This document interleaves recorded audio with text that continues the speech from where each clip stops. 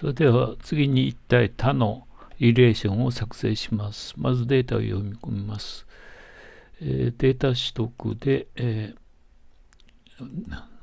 Excel ブックを選びます。そして先ほどのリレーション演習用データを読み込みます。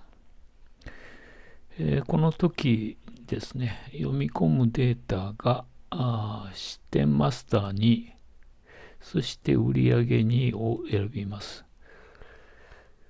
それで読み込みを行います。そうするとこういう形で、視点マスターに、そして売上2が読み込みました。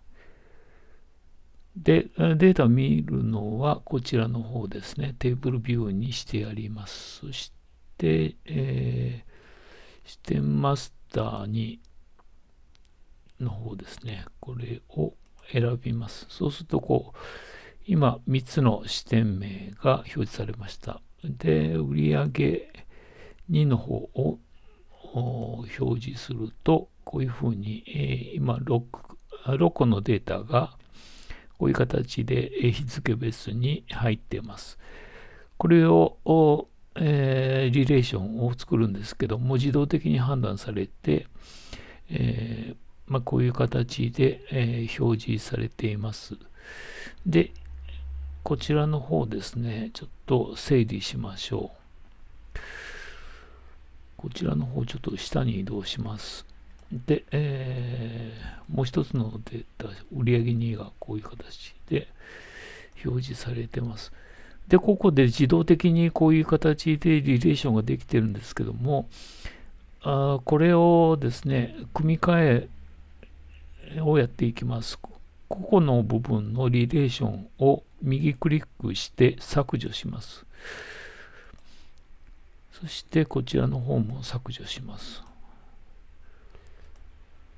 そしてこちらとこちらはですね、視点コード同士で、こういうドラッグアンドドロップをします。そうするとリレーションが作成されました。これが一体他の、リレーションですね。これを使ってテーブルを作っていきましょ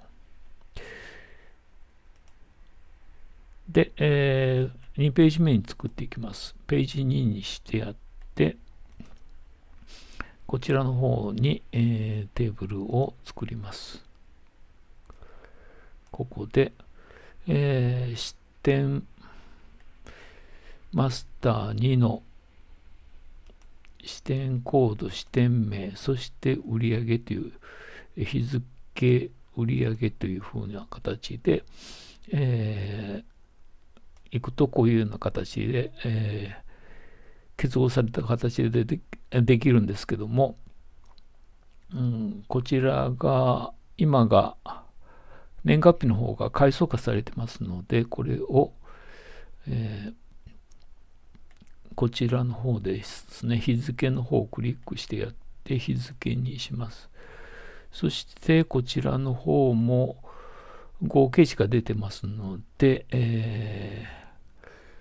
ここですね、売上の合計の方をクリックして、集計しないをクリックしてやるとこういう形でまとめることができます。で、もしもここでエラーが出るようでしたら、こちらのモデルビューの方にしてやって、こちらの方をですね、ダブルクリックしてみてください。そうするとこういうような形でリレーションの編集ができます。この時ですね、リレーションをアクティブにする、これが外れていることがありますので、これをオンにしてやってください。そして OK すると、リレーションがアクティブになって、こちらの方が正常に、表示されるということになります。